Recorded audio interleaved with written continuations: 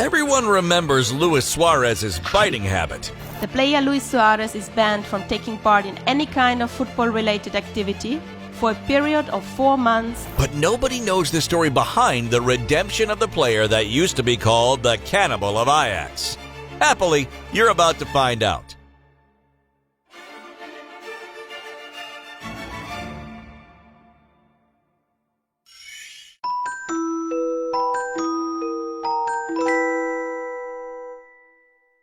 When Luis Suarez attacked Giorgio Chiellini at the 2014 World Cup, it wasn't his first time.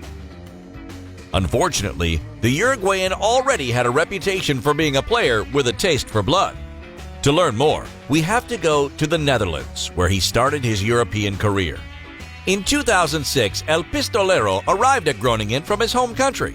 He played a great season and caught the eye of a club that would change his life, Ajax Amsterdam.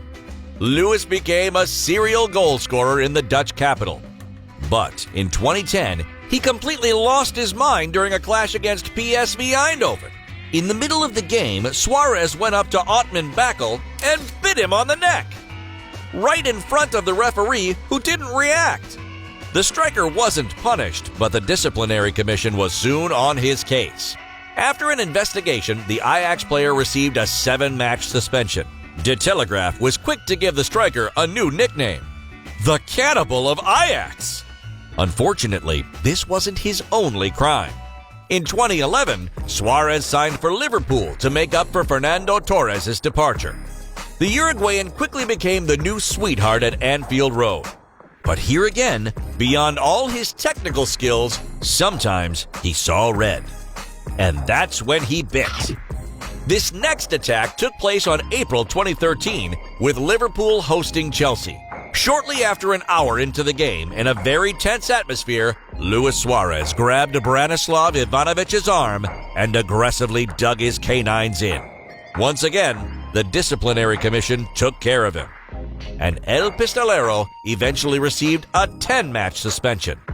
Despite this new punishment, Suarez repeated his crime a few months later. But on June 24th, 2014, it was one time too many.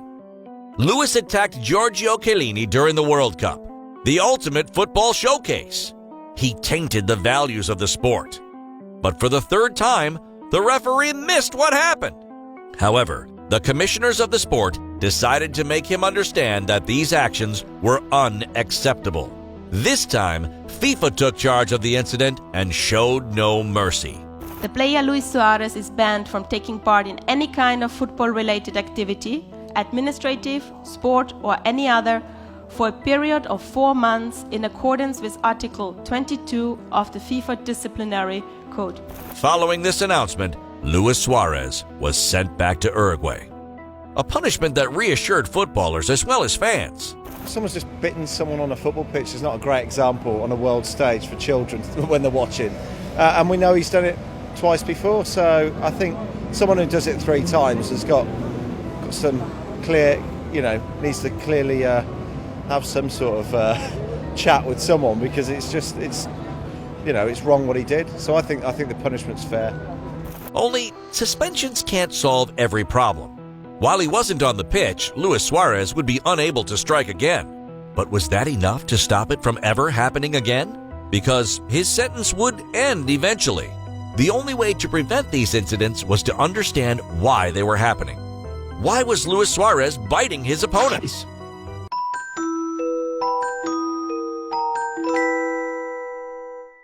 To know and understand Luis Suarez, you have to look back at his past.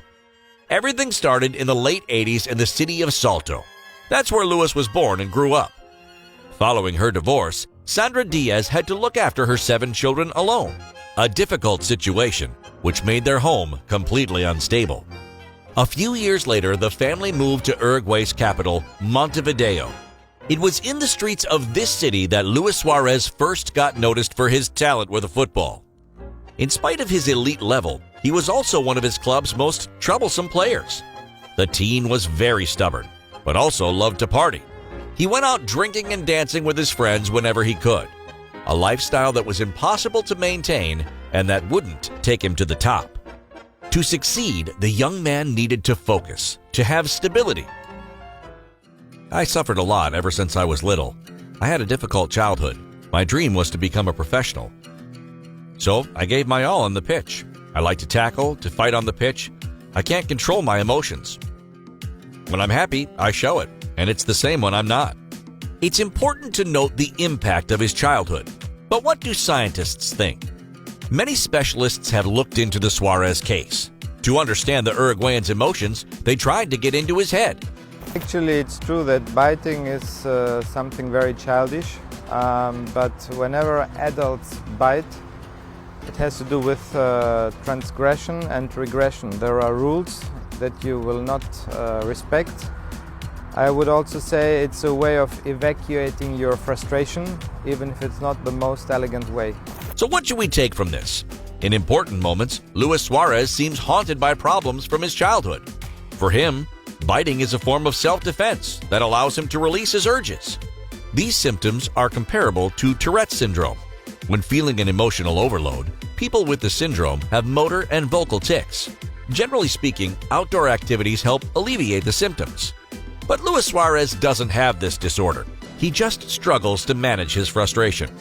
Hypersensitivity seems more compatible with the way his emotions manifest themselves. So, is there a way to suppress this behavior? The psychologist Makis Gemalis has some interesting points to make about the player. Athletes like Suarez, they need to have rules and routines that are stronger than their emotions. So whenever frustration is coming up, whenever these guys need to evacuate, they have to find little tools, little firewalls they can create in order to have self-control. Essentially, Luis Suarez has to put in the work to overcome his troubles, to take things into his own hands and come out stronger. And that's exactly what he decided to do in 2014.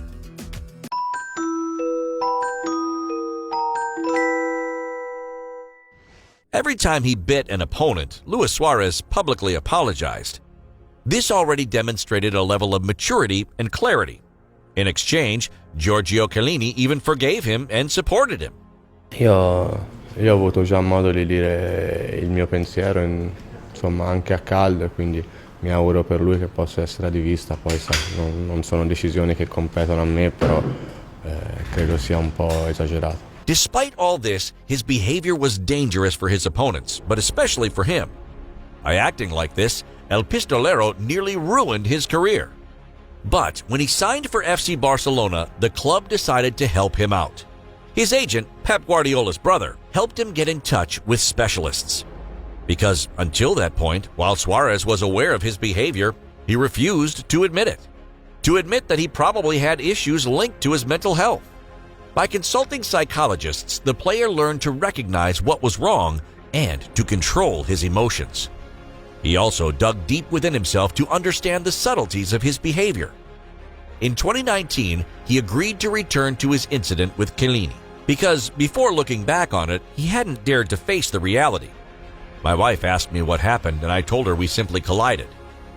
I did not accept the reality. I was in denial, and that was a big mistake.